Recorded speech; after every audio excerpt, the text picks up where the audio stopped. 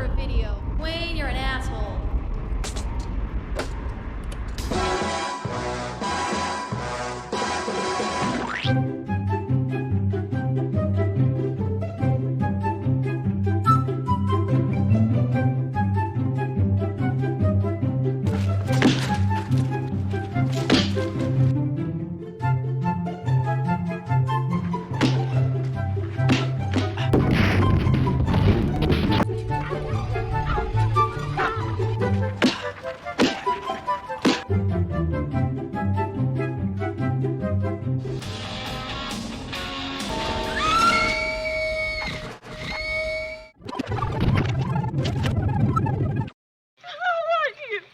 Well, I'm Mrs. Voorhees.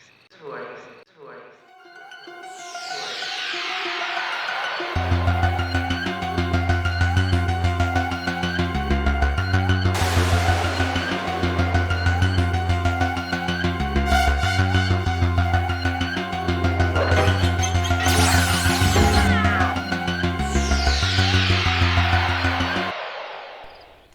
Okay, I've got nothing particularly bad to say about the Friday the 13th franchise, just as I've got little particularly great to say about it either.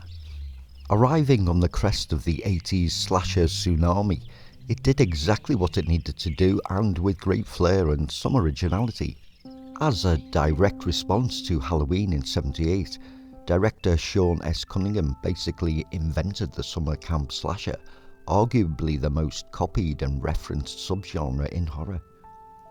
Earning almost $6 million in its opening weekend, we've got stalwart Kevin Bacon in an early role, for a while anyway, Adrienne King as very memorable final girl Alice, a fair old helping of cheese from the Doomed Man,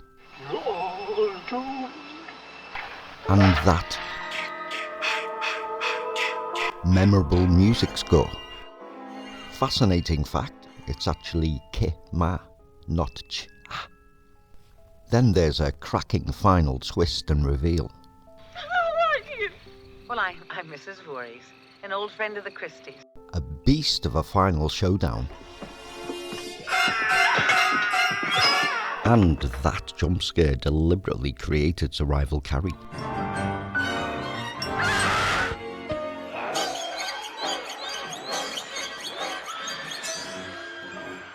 And it delivers. Now, part 2 isn't a bad entry as horrors go. However, it really didn't bring anything new to the fray. It was just rinse and repeat, to be fair. And it couldn't really go anywhere else. But here's where my issues begin. You're all doomed. You're all doomed. For starters, why the hell is it called Friday the 13th? You know why the burning is called the burning, the fun house is called the fun house, and Slumber Party Massacre is, well, you get my point. I'd understand if Jason was killed on Friday the 13th and returned to kill on that date. Now, I believe the franchise was supposed to be an anthology based on the superstition, but as with Halloween, the studio and fans soon hammered the final nails into that coffin.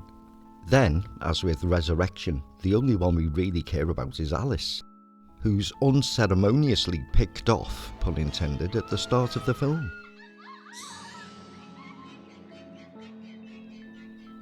Pamela Voorhees is already dead, and let's face it, no amount of machetes or hockey masks will be as bloody terrifying as crazy-arsed Pamela. Kill her, Mommy. Kill her. Which brings us to Jason himself.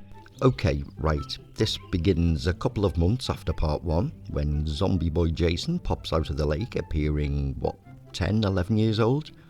How is he suddenly 7 foot tall when he ice picks Alice? Did being in the water stunt his growth, or imagine if the series had continued with a freaky little zombie boy creeping around picking off generic camp counsellors? Now that's scary. I mean, aside from which he only drowned in a small lake, it wasn't like he was lost at sea. Why didn't they find the poor sod's body and give him a proper burial? Horror is the one genre, of course, you can allow for some suspension of belief, but surely not when you're left with more questions than answers. I did see part 3 at the cinema. Not because I cared that much by this time, because it was in 3D and sounded like a good way to kill an hour and a half. I remember not a thing about it other than the eyeball scene. I think everybody remembers the eyeball scene. Of course, 3 was the final chapter. Except it wasn't, because the following year we get the final chapter. That's the one where everybody stands by windows a lot and somehow Corey Feldman. I'm serious. Then we had A New Beginning, Jason Lives, The New Blood, Jason Takes Manhattan, Jason Goes to Hell, Jason's Holiday. Okay, I made that last one up, but we might as well have done. I was about as interested in what Jason did next as I was the cast of Love Island. There was one saving grace though. Now, hear me out. Jason X. Ludicrous beyond words, but let's face it, it had gone that way before then. And if you have to suspend belief that much, why not dispense with it altogether? Packed with action, some of the best kills ever.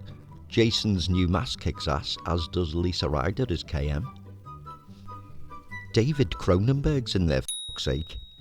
It's intentionally funny, and even though it's a million miles away from Camp Crystal Lake, kind of, for me, it's probably the highlight of the entire franchise. And it nearly did for camping what Jaws did for beach holidays. But don't just listen to me rant.